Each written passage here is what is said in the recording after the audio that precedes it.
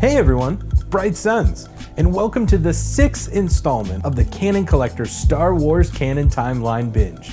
We'll be checking out the young adult novel, Queen's Peril. I was able to get a copy of my audiobook on Audible, and I was also able to get a hardcover copy of the book at my local book retailer.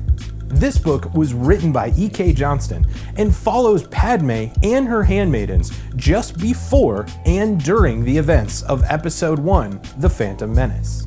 This is the second Padme book written by E.k Johnston. Queen's Peril is a prequel to her other book, Queen's Shadow. This is the first time in our Canon Timeline Binge that we've had to read a series out of order, but we'll talk all about that a little bit later on in our video.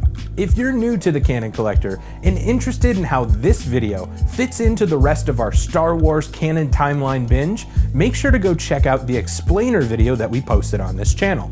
And remember, this video will be spoiler heavy, not just for this story, but for the majority of the Star Wars canon. You've been warned. If you'd like to catch up on the details of the story, make sure to go check out the complete plot summary video that we posted for Queen's Peril. So let's dive in to E.k Johnston's Queen's Peril.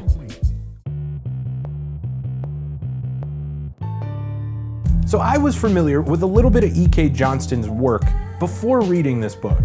I think that Lucasfilm did a really good job at selecting an author to write this story. Female-driven young adult books seem to be in her wheelhouse, but I hope that Lucasfilm don't totally put her into a box, secluding her to just young adult novels. She has a very good handle on Star Wars in general, and you can really tell that she's a big fan. I have a feeling that she is very similar to Claudia Gray in this way. The two of them have really demonstrated that they understand Star Wars on a deeper level, and I really think that that comes through in Queen's Peril. So I started off by listening to just the audiobook, but I quickly realized that I needed some text in front of me during the story. It wasn't that the plot was hard to follow, it was keeping track of all of these characters and all of these similar sounding names. E.k Johnston even calls it out in the book that all of these A names are very difficult to remember and that nobody would remember any of them individually. I really needed the text to be able to link together who the characters were and what their names actually were. The audiobook was pretty good, but it was difficult to follow with all of these different names. Speaking of the audiobook, Catherine Tabor, who voices Padme in the Clone Wars, voiced this audiobook. I really love when they get the Clone Wars actors to be able to do these audiobooks. It really helps add another level of realism to the story. There are a lot of great audiobook narrators out there, but having a voice actress who played Padme in the Clone Wars come and do this book really helps with the immersion, and you almost forget that you're listening to an audiobook. So this book starts just before and then into the events of Episode 1. I think the biggest strength of this book is explaining all of the things that we didn't really get to see in that movie. By just having a few scenes in this book, we're able to really get an understanding for what was going on with the whole Trade Federation Naboo dispute. The opening crawl of Episode 1 does a decent job, but it really doesn't flesh out the whole thing. A few scenes from this book, and we're able to get a much better picture of what was actually happening and how all of those events transpired. It also really helps you understand how dire the situation actually was on Naboo. Sometimes when you're watching that movie, you can kind of forget that there's a lot at stake and that there's actually a lot of lives on the line. This book does a great job showing you what's happening on Naboo, specifically within sort of prison camps that the Trade Federation had set up. It really makes you think twice about our characters in Episode 1 just kind of hanging out, watching a fun pod race, whatever, getting back at their leisure. This book was also able to add some weight and some backstory to the whole conflict between the Naboo and the Gungans. It really makes that scene in that movie a little more meaningful. As well, the out-of-nowhere blasters that were in Padme's throne at the end of Episode 1 also get some explanation here, and I really think that that that was needed. So the first part of this book I thought was really great. It was really strong. We spend a lot of time with Padme in sort of the formation of her group of handmaidens. They start working together and working on their dynamic, figuring out what their roles are within the group, and I really love that. It was a lot of fun seeing them practice doubling as the queen, as well as kind of just being teenagers, sneaking out of the palace to go to a concert and trying to keep that hidden from Captain Panaka. All of those elements in this story were really good, and I couldn't get enough of them. But once we get into the second and third acts of this book, I started to not necessarily lose interest, but not feel quite the same way that I did for the first act of the book. The latter half is a little weird. I feel like it really relies on you knowing episode 1. It does an okay job at trying to give you little place markers throughout the story so that you can tag along and understand where you are in episode 1, but if you aren't that familiar with that story, then it kind of can get muddled as to what's actually going on and what's happening. If you were to look at this book as just a standalone story without knowing anything about episode 1, Padme seems to be your main character, and then we stop really getting a whole lot of information about her once she enters the time period of episode 1. We do get a lot more info on all of the handmaidens and what they're doing during those events. It does seem a little weird that our queen's just kind of left out of parts of the book. Don't get me wrong, I still think that it played okay, but I think that if you didn't have an intimate knowledge of episode 1, you could be a little lost from time to time. E.k Johnston also did a really good job at keeping Senator Palpatine and Darth Sidious somewhat separate throughout the story. If you're a big Star Wars fan, you obviously know that these two are the same characters. Going into episode 1 fresh, this still kind of preserves some of that mystery. But there are still a lot of references between both the Palpatine parts and the Darth Sidious parts. So just read between the lines and you can see where she's going with that. We also get some really cool Darth Maul backstory in this that I was not expecting. The book kind of explains that he really doesn't realize how the Jedi Order works or how they find new Jedi.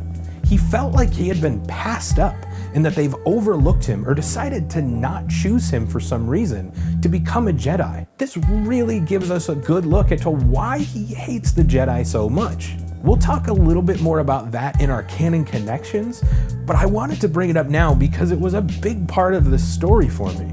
I thought that that was something huge that they just dropped into a story that you thought was just Padme and her handmaidens. We also get a really cool epilogue in this book, centering around Princess Leia during the end of A New Hope. I don't know for sure, but I get a feeling that this may be a nod to what we might be getting in a third installment from E.k Johnston's sort of Queen series.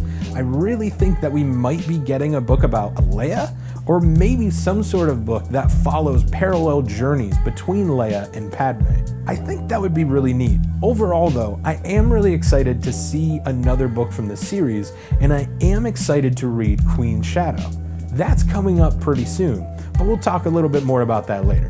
This book really did get me excited for episode 1. Now I know that I've said that for most of the other stories, but because of the plot in this book going through episode 1, it really makes me want to watch that movie. I know for a fact when I go to watch episode 1, I am going to be counting handmaidens everywhere, seeing who's who and trying to figure that whole game out. It's something I've honestly never paid attention to in that movie before, and this book is really going to make me do that on my next viewing.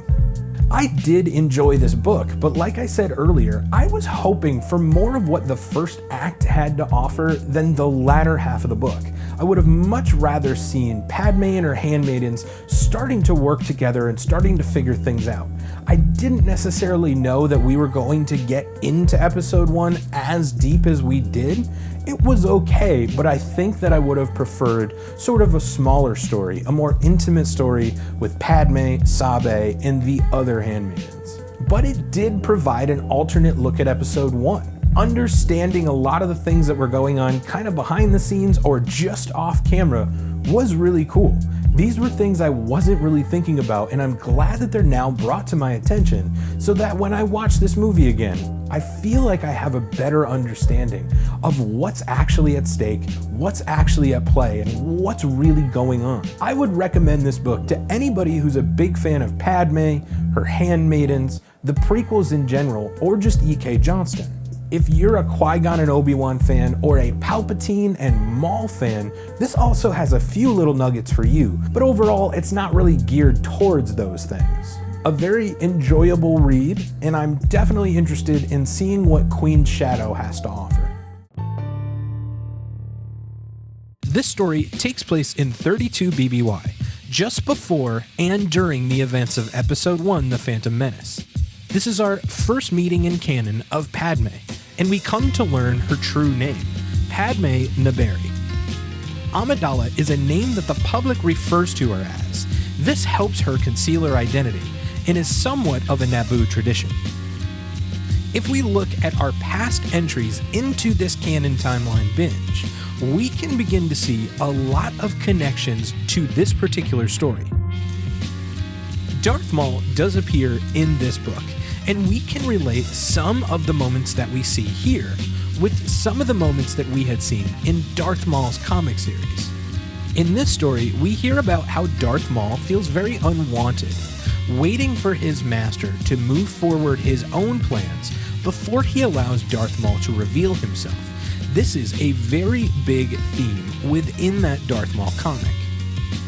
This is magnified by the new details that we now see that Darth Maul doesn't understand why the Jedi never came and found him, accepting him into their order. There was one thing, however, that was brought up about Maul that leaves me a little questioning. It's stated that Darth Maul stole every bit of his lightsaber. From what we know in canon, that would usually mean that he had killed enough Jedi to assemble his own lightsaber. However, in the Darth Maul comic series, we see him kill his first Jedi, and he did have a fully completed lightsaber at that time. I'm not sure that these two things necessarily line up, and I don't know if there's another piece of canon that actually explains where his lightsaber came from. We also see some direct references to Claudia Gray's Master and Apprentice novel. Obi-Wan talks about how Qui-Gon really has a knack for intuition, and he's usually right about things like guessing the future. This is definitely a reference to Qui-Gon's visions of Princess Fanry's coronation on Pijal. He also talks about not going up against Qui-Gon, actually mutinying him because he tried it once, and it didn't go so well. This is a reference to when Obi-Wan went over Qui-Gon's head to be the Galactic Republic's representative at that coronation. During a conversation between Obi-Wan and Qui-Gon, they also talk about not getting involved in local labor disputes, referring to their involvement with the Zerka Corporation on Pijal. In Queen's Peril, we also hear Obi-Wan talk about Jocasta Nu, that she's usually not very happy with other people in the library, but doesn't seem to mind Qui-Gon or Obi-Wan. Now, on its surface, I think that this really has to do with references to Obi-Wan and Qui-Gon spending time in the Jedi library researching prophecies. We can also see Jocasta Nu be very warm to Obi-Wan in the later prequel films. Because of some of the other canon connections that we made, I think that this line might be a little bit deeper. This may have something to do with the fact that Jocasta Nu used to have somewhat of a relationship with Count Dooku. I think that she may view Obi-Wan and Qui-Gon as extensions of Dooku, since Qui-Gon was Dooku's Padawan. Now, I could be off base, but Jocasta does have an affinity for Dooku, so it makes sense that his Padawan and his Padawan's Padawan maybe would get special treatment at the Jedi Library. We also have some references to material that we have yet to experience in this timeline binge, mainly Episode 1, The Phantom Menace.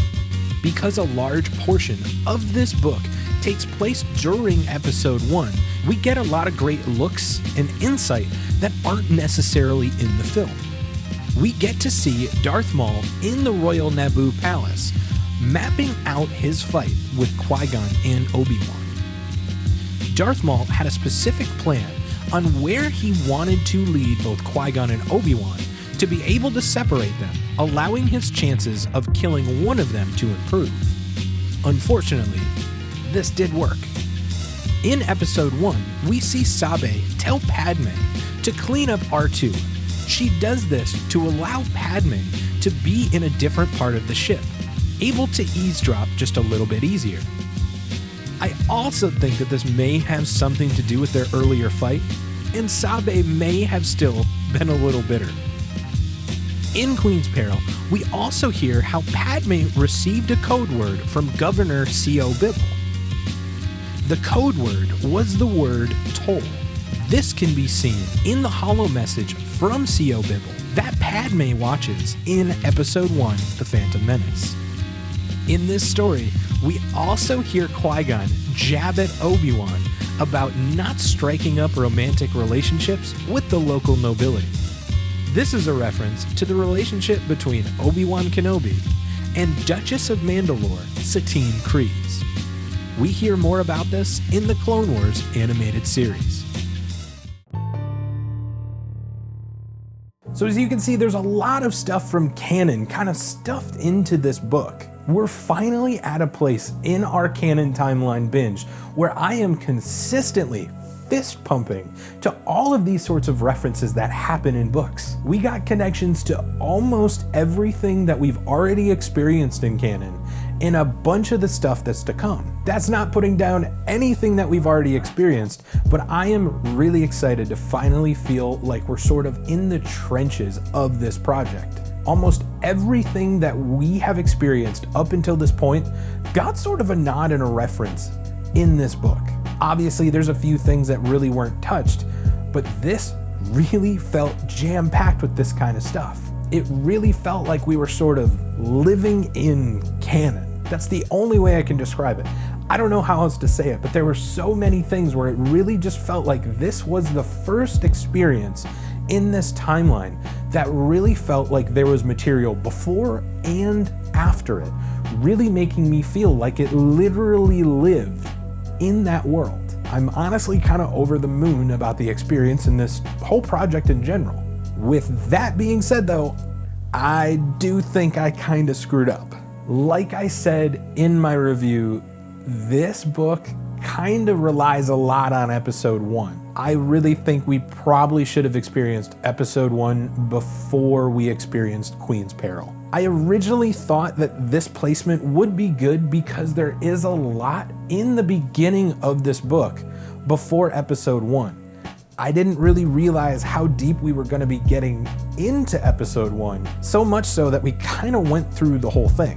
When I finished reading this book, I had to immediately go and watch Episode 1. I usually try to get these videos done in between experiencing the next one, just to allow myself to really sort of sink in and think about everything that I experienced from that piece of canon.